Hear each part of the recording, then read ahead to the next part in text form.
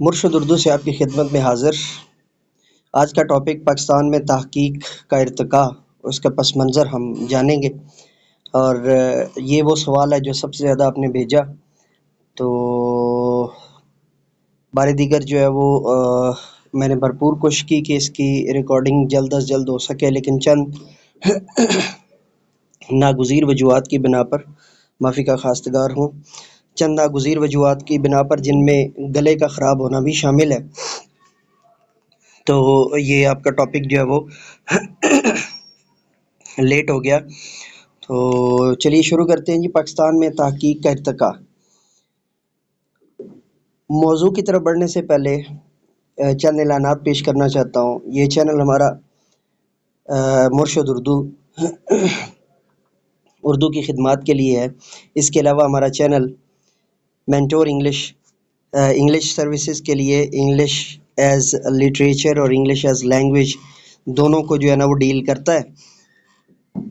اور اسی طرح ہمارا چینل جامعہ دارالعلوم شیخ الاسلام فقہ، منطق، فلسفہ، اصول الفقہ اور کلاسیکل اسلامک سائنسز کے دیگر سبجیکٹس کو ٹچ کرتا ہے اور ان کے لیے خدمات جو ہے وہ پیش کرتا ہے۔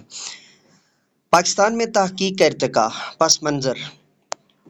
اردو میں ادبی تحقیق کا آغاز 19ویں صدی کے آغاز میں شروع ہوا۔ جنگ آزادی کے بعد انگریزوں نے تقسیم اور حکومت، ڈیوائڈ اینڈ رول کی پالیسی اپنائی تو ہندوؤں اور مسلمانوں کو تقسیم کرنے کے لیے سب سے پہلے زبان کو متنازع کیا۔ اردو کو مسلمانوں کی زبان تصور کرتے ہوئے بنارس میں ہندوؤں نے اردو ہندی تنازع کھڑا کیا۔ اس تنازع سے دونوں قوموں کے درمیان نفرت کی خلیج پیدا کی گئی۔ ہندوؤں کا قومی تشخص قرار دیا گیا۔ ہندی کے فروغ کی کوششیں کی گئیں تاکہ اردو کے وجود کو معدوم ثابت کر کے مسلمانوں کی ہستی کو ختم کیا جائے۔ ان حالات میں مسلمانوں کے قومی تشخص کی حفاظت کے لیے اردو زبان و ادب کی حفاظت ناگزیر تھی۔ اس مقصد کے لیے علامہ شبلی نعمانی کی کوشش سے 1903 علی گڑھ میں انجمن ترقی اردو قائم کی گئی۔ پروفیسر ٹامس آرنلڈ اس کے پہلے صدر اور علامہ شبلی نعمانی انجمن کے پہلے سیکرٹری منتخب ہوئے۔ 1912 میں بابائے اردو مولوی عبدالحق انجمن کے سیکرٹری منتخب ہوئے اور انجمن کا دفتر اورنگ آباد میں منتقل ہو گیا۔ مولوی عبدالحق نے انجمن کو باقاعدہ تحقیقی ادارے کے طور پر فعال کیا۔ انہوں نے اردو زبان کی حفاظت کے لیے انجمن سے رسالے اردو اور ہماری زبان جاری کیے۔ ان کا بنیادی مقصد اردو کا بطور زبان تحفظ تھا۔ اس کے علاوہ انہوں نے اردو کی قدیم نایاب کتاب کو دور دراز کے علاقوں سے ڈھونڈ کر شائع کیا۔ اس اشاعتی منصوبے کا بنیادی مقصد ادبی سرمایہ کو وسیع کرنا تھا۔ 1938 میں انجمن کا دفتر دلی منتقل ہوا تو اردو کی تحقیقی سرگرمیاں مرکز میں شروع ہوئیں۔ اس دوران میں مولوی عبدالحق کے معاصرین میں سے حافظ محمود شیرانی، مولوی محمد شفیع اور پروفیسر محمد اقبال وغیرہ لاہور میں اعلیٰ پائے کی تحقیقات پیش کر رہے تھے۔ قیام پاکستان کے بعد مولوی عبدالحق ہجرت کر کے کراچی آ گئے۔ وہ اپنے ساتھ صرف اور صرف انجمن اور اس کی تحقیقی جمع پونجی لائے۔ پاکستان میں اردو تحقیق کی شمع مولوی عبدالحق نے جلائی۔ انہوں نے اردو کی نادر و نایاب کلمی و مطبوعہ کتابوں کا بیش بہا ذخیرہ فراہم کر کے تحقیق کا باقاعدہ آغاز کیا۔ مولوی عبدالحق نے اردو لغت کبیر کا بڑا منصوبہ دہلی میں شروع کیا تھا۔ تقسیم کے دوران میں اس کا کچھ حصہ نظر آتش ہو گیا، مگر انہوں نے پاکستان آ کر یہ منصوبہ دوبارہ شروع کیا۔ اردو کے قدیم متون سبرس، نکات الشعراء، ذکر میر،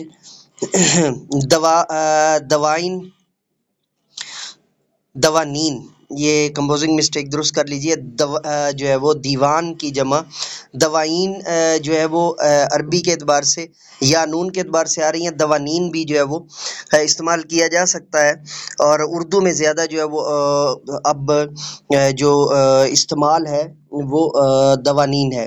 تذکرے اور متفرق کتب وغیرہ تحقیق سے شائع کیں۔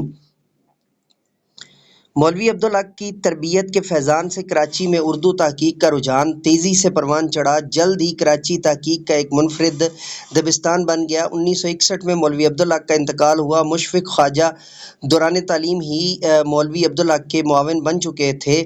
انہوں نے مولوی صاحب کی وفات کے بعد تحقیقی کام کی باغ دوڑ سنبھالی۔ افسر صدیقی امروہی نے انجمن کے کتب خانے کی تودیعی فہرستیں تیار کیں۔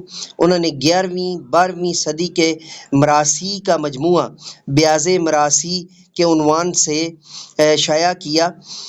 اس کے علاوہ انہوں نے قدیم مثنوی، نوسر ہار، سنگھاسن بتیسی اور تذکرے مدائح الشعراء اور عروس الاذکار بھی تحقیق سے شائع کیے۔ شیخ چاند ابن حسین مولوی عبدالحق کے قریبی ساتھیوں میں سے تھے۔ انہوں نے تحقیق کا نہایت بلند معیار اپنے تحقیقی نمونے سے فراہم کیا۔ انہوں نے 17ویں صدی کے ابن نشاطی کی نایاب مثنوی پھول بن اور اسی دور کے کمال خان رستمی کی مثنوی خاور نامہ نہایت سلیقے سے مرتب کر کے شائع کی۔ دو آ گئے ہیں تو جمع ہونا چاہیے تھا، لیکن انہوں نے شاید آخری ذکر کو جو ہے وہ بیان کر کے تو کی لکھ دیا ہے، تو دونوں طرح سے ٹھیک ہے۔ اگر آپ یہاں پہ کی پڑھیں گے تو اس سے مراد آخری ذکر ہوگا، چونکہ وہ واحد بن جائے گا، اور اگر کی پڑھیں گے تو پھر دونوں سے مراد جمع لیں گے، اور جمع کے بعد جو ہے وہ متعلق بالفعل جو ہے وہ جمع آ جائے گا۔ شیخ چاند نے سودا پر اعلیٰ پائے کی تحقیقات پیش کیں۔ ڈاکٹر غلام مصطفیٰ خان نے سندھ یونیورسٹی جام شورو میں تحقیق کا چراغ جلایا۔ انہوں نے یونیورسٹی سے رسالہ تحقیق جاری کیا۔ اس رسالے نے اردو تحقیق کے فروغ میں نہایت اہم کردار ادا کیا۔ ڈاکٹر غلام مصطفیٰ خان نے اردو املا اور زبان کو خاص طور پر تحقیق کا موضوع بنایا۔ اردو املا کی تاریخ اور اقبال اور قرآن ان کی معروف تحقیقی تصنیف ہیں۔ ڈاکٹر جمیل جالبی نے اردو کی قدیم ترین مثنوی کدم راؤ دیوان حسن شوقی اور دیوان نصرتی دونوں طرح سے جو ہے ہمارے ہاں غلط العام ہو چکا ہے تو وغیرہ مرتب کیے ہیں۔ ان قدیم متن کی جمع متون ہے جی، کو انہوں نے غیر معمولی محنت اور سلیقے سے مرتب کیا۔ اس کے علاوہ انہوں نے 4 جلدوں میں، یہاں پہ نے معذوف ہو گیا یا کمپوزنگ کی نظر ہو گیا، کمپوزر کے جو ہے وہ کارنامے کی نظر ہو گیا، انہوں نے 4 جلدوں میں اردو ادب کی مبسوط تاریخ لکھ کر بہت بڑا تحقیقی کارنامہ انجام دیا۔ ڈاکٹر اسلم فرخی نے محمد حسین آزاد کو خاص طور پر موضوع تحقیق بنایا، اور اس کے علاوہ انہوں نے تذکرہ گلشن بہار بھی مرتب کر کے شائع کیا۔ ڈاکٹر فرمان فتح پوری نے ادب کی تدریس اور تحقیق میں بہت خدمات انجام دیں۔ تحقیق میں ان کے نمایاں کارنامے اردو شعراء کے تذکرے اور تذکرہ ارمغان گوکل پرشاد ہے۔ اس کے علاوہ سخاوت مرزا، ڈاکٹر شوکت سبزواری، ڈاکٹر سہیل بخاری، سید صباح الدین احمد، ڈاکٹر محمد ایوب قادری، ڈاکٹر ایم سلطانہ بخش، ڈاکٹر نجم الاسلام اور ڈاکٹر معین الدین عقیل وغیرہ نے بہت سے اہم تحقیقی کارنامے انجام دیے۔ لاہور میں حافظ محمود شیرانی نے اورینٹل کالج میں تحقیق کا جو چراغ روشن کیا تھا اسے ڈاکٹر سید عبداللہ نے فیروزاں کیا۔ انہوں نے اردو ادب کا تاریخی جائزہ اردو ادب 1857 تا 1966 کے نام سے پیش کیا۔ ادبیات فارسی میں ہندوؤں کا حصہ، نوادر الفاظ اور نل و دمن ان کے شاندار تحقیقی کارنامے ہیں۔ ان کے علاوہ اورینٹل کالج میگزین میں ان کے بہت سے تحقیقی مقالات نے تحقیق کی آبیاری کی۔ لاہور میں مجلس ترقی اردو ادب نے کلاسیکی متون کی بازیافت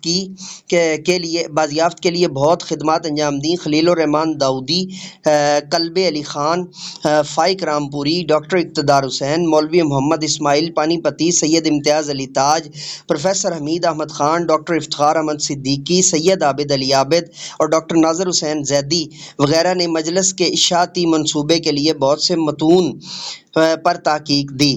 ان کے علاوہ پروفیسر سید وقار عظیم، ڈاکٹر غلام حسین، ذوالفقار، ڈاکٹر خواجہ محمد زکریا، ڈاکٹر تبسم کاشمیری، ڈاکٹر رفیع الدین ہاشمی، ڈاکٹر تحسین فراقی، ڈاکٹر اورنگزیب عالمگیر، ڈاکٹر فخر الحق نوری، ڈاکٹر سید معین الرحمان، ڈاکٹر سہیل احمد خان اور ڈاکٹر زاہد منیر عامر وغیرہ نے عملی طور پر تحقیق میں اعلیٰ نمونے فراہم کیے اور تدریس کے ذریعے تحقیق کی سرپرستی کی۔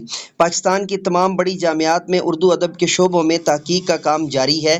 ان کے علاوہ بعض حکومتی ادارے تحقیق کے لیے بنائے گئے، ان میں اکادمی ادبیات پاکستان، اسلام آباد ادارہ فروغ اردو، اسلام آباد اردو سائنس بورڈ لاہور، ادارہ تحقیقات پاکستان لاہور، ادارہ ثقافت اسلامیہ لاہور، پاکستان ہسٹوریکل سوسائٹی کراچی، قومی کمیشن برائے تحقیق تاریخ و ثقافت اسلام آباد، نیشنل آرکائیوز اسلام آباد، مرکز تحقیقات فارسی ایران یا فرنگ فارسی پاکستان راولپنڈی، اور فرید ملت ریسرچ انسٹیٹیوٹ لاہور، اور ڈاکٹر فرید ملت ریسرچ انسٹیٹیوٹ منہاج یونیورسٹی ٹاؤن شپ لاہور بہت نمایاں ہیں۔ یہ تھا ہمارا آج کا مکمل ٹاپک، اور اس کو ہم نے جو ہے نا مکمل طور پر جو ہے وہ کیا۔ اسی کے ساتھ انشاءاللہ العزیز نئے جو ہے وہ عنوان کے ساتھ دوبارہ آپ کی خدمت میں حاضر ہوں گے، اور مرشد اردو ہماری اردو سروسز کے لیے، اردو کی خدمات کے لیے، اسی طرح مینٹور انگلش سروسز کے لیے، اور جامعہ دارالعلوم شیخ الاسلام کلاسیکل اسلامک سائنسز کے لیے چینلز کو سبسکرائب کرنا اور بیل کے آئیکن کو آل پر پریس کرنا مت بھولیے گا۔ اجازت دیجیے میرے ساتھ مل کر کے یہ انسانیت کی بہتری کے لیے، تعلیم و تربیت کے لیے ایک قدم اور